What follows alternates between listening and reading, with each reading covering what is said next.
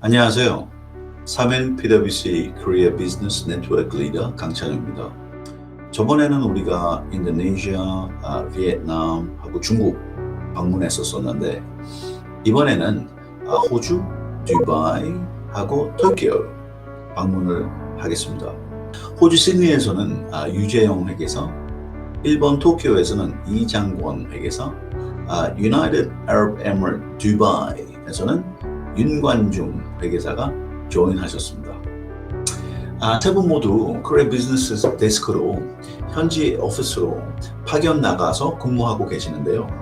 오늘도 간단히 새해 인사 먼저 나누고 각 지역에서 사업을 하거나 진출을 고려하고 있는 한국 기업들에게 도움이 되는 말씀을 들어보도록 하겠습니다. 세 분 모두 안녕하세요. 안녕하세요. PwC 시드니 오피스에서 한국 데스크를 맡고 있는 유재영입니다. 21년도에도 새해 복 많이 받으시기 바랍니다. 새해를 가장 먼저 알리는 나라 중에 하나인 호주에서는 시드니의 랜드마크인 오페라하우스와 하버브리지에서 열리는 신년 불꽃 축제가 매우 유명한데요. 아쉽게도 올해는 관람 인원이 축소가 되었고 또 규모도 간소화가 돼서 아주 조용한 신년을 맞이하였습니다.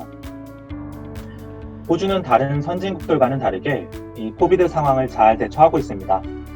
현재까지는 약 2만 8천 명 정도 확진자가 있었으며 요즘 현재 하루 확진자는 약 10명 내외 정도로 안정된 추세입니다.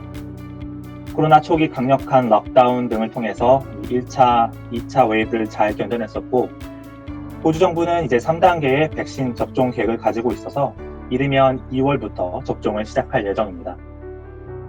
호주 사회는 이번 사태를 통해서 이 뉴 노멀 시대를 준비하고 있습니다.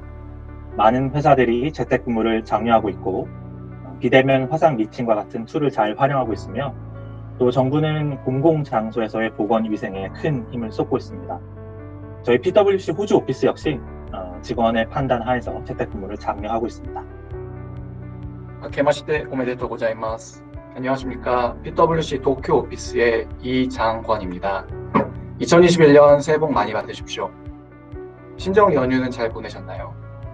일본은 구정이 아닌 신정 연휴를 세기 때문에 한국보다는 긴 신정 연휴가 있습니다. 일본에는 연휴 중에 가족들과 떡국이나 해넘이 국수도 먹으며 다음 한 해를 준비하는 한국이랑 꽤 비슷한 문화가 있습니다. 올해는 한 해 미뤄진 2020 도쿄올림픽이 개최되는 해이기도 해서 새해를 시작하는 현지 분위기는 코로나로 인해 조금 힘들긴 하지만 들뜬 분위기입니다. 안녕하세요. PwC 두바이 오피스에서 중동 북아프리카 11개국을 담당하고 있는 윤관중입니다. 새해 건강하시고 계획하시는 모든 일에 행운과 결실을 맺는 한 해가 되길 바라겠습니다.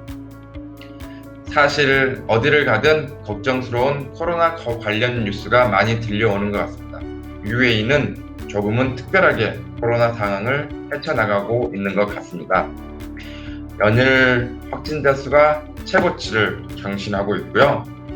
그러면서 코로나에 대한 두려움이 있습니다. 하지만 높은 회복률 그리고 UAE 정부는 UAE 국민 50%를 1분기까지 무료 접종 계획을 가지고 있는데요.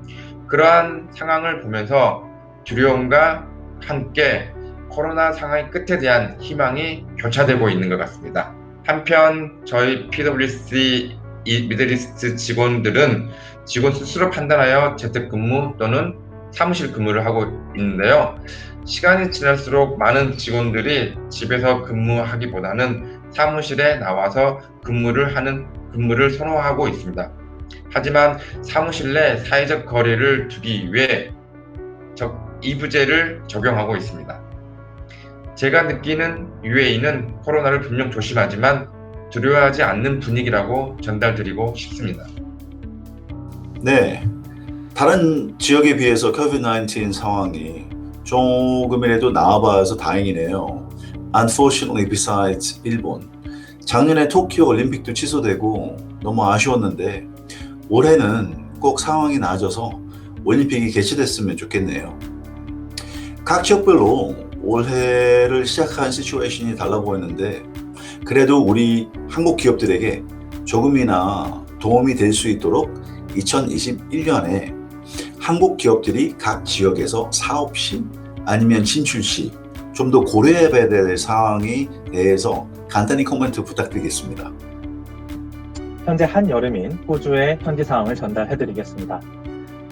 작년에는 코로나 사태로 인해서 호주 회사뿐만이 아니라 한국 회사 역시 많은 어려움이 있었습니다. 정부의 강력한 럭다운 규제 등으로 인해서 이 가계 소비, 설비 투자가 크게 감소하였고 사람의 이동이 자유롭지 못했기 때문에 이 건설업과 물류업 등 이 사업 전반적으로 제한이 있었습니다. 이로 인해서 20년도 2분기 기준으로는 호주의 GDP가 7% 정도 마이너스 성장을 기록을 했고 실업률 역시 지난 20년 동안 가장 높았습니다. 하지만 고무적인 것은 이 이동 규제가 완화가 되고 가계 소비가 증가하면서 3분기 기준으로는 GDP가 3.3% 정도 성장하는 등 이 반등하는 모습을 보이고 있습니다. 또한 실업률 역시 매달 향상되는 모습을 보이고 있고 회사들의 전반적인 영업이익과 순이익이 2분기를 비교했을 때에는 반등하면서 호주의 경기가 회복세로 접어든 것이 아닌가 전문가들은 조심스럽게 보고 있습니다. 이 장면을 또 돌아봤을 때 또 하나의 큰 사건은 호주와 중국 간의 정치적 갈등입니다. 작년부터 심화된 이 양국 간의 갈등은 지금도 계속되고 있는데요. 중국은 이 호주의 철광석이라든가 석탄, 천연가스 등의 지하자원뿐만이 아니라 교육, 관광산업, 그리고 이제 농수산물 등의 사업 전반적으로 경제 제재를 가하고 있습니다. 중국은 호주에게 있어서 단연 최대의 수출국인 만큼 이는 산업 전반에 영향을 끼치고 있습니다.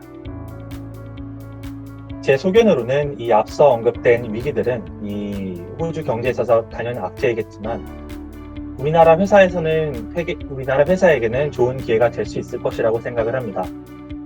코로나 상황을 잘 대처하면서 이 실물 경제가 회복세를 보이고 있고 다른 선진국과 비교했을 때는 더욱더 빨리 경기를 회복할 수 있을 것으로 보고 있습니다. 중국 문제에 있어서는 이 호주 자국에서도 이 중국에 대한 의존도가 너무 높은 것이 아니냐는 목소리가 많이 나오고 있는데요. 대한민국은 호주의 주요 교역국이기 때문에 이번 기회를 통해서 여러모로 반사이익을 받을 수 있지 않을까 생각이 됩니다. 이러한 위기와 기회가 교차하는 시점에 현지 전문가들의 의견을 수렴하시는 것이 매우 중요할 것이라고 생각이 됩니다. 네, 도쿄 오피스입니다. 당연한 이야기지만 코로나19는 일본에 소재하는 한국 기업에도 많은 영향을 미쳤습니다. 외출을 제한하는 긴급 사태 선언이나 출입국을 제한하는 일명 미즈기화 대책으로 인한 국가 간 혹은 지역 사회 내 왕래가 어려워지면서 대면 영업이나 현장 연구 개발, 그리고 제조 등이 주된 비즈니스인 회사들은 경영 활동에 많은 타격을 받았습니다. 또한 일본에는 아직 도장 문화가 지배적이어서 재택근무로 전환할 수 없는 회사들이 대다수였습니다. 이로 인해 많은 애로사항이 있었고 매출 측면으로는 코로나19의 영향을 직접적으로 받은 업종, 간접적으로 받은 업종, 반사이익을 받은 업종 등 다양하게 존재하지만 평균적으로는 위축된 소비 심리로 인한 과거 대비 2020년 매출의 감소를 피할 수 없는 분위기입니다. 일본은 한국과 가장 가까운 나라로서 경제적으로도 가장 밀접한 연관이 있는 나라입니다. 그만큼 많은 기업들이 상대국에 진출해 있으며 가까운 만큼 인적 교류도 가장 활발한 국가 중에 한 곳이었습니다.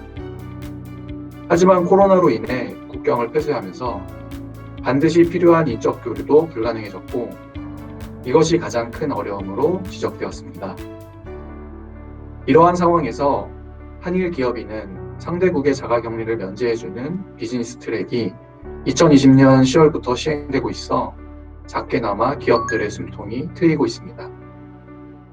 최근 일본 내 코로나 확진자가 급격하게 증가하는 추세여서 일본 당국에서 외국으로부터의 입국 제한을 강화하거나 제2차 긴급사태를 선언하는 등 더욱더 규제를 강화하였지만 한일 비즈니스 트랙은 변함없이 운영되고 있으므로 현지 진출 기업들은 이를 잘 활용하시면 좋을 것 같습니다.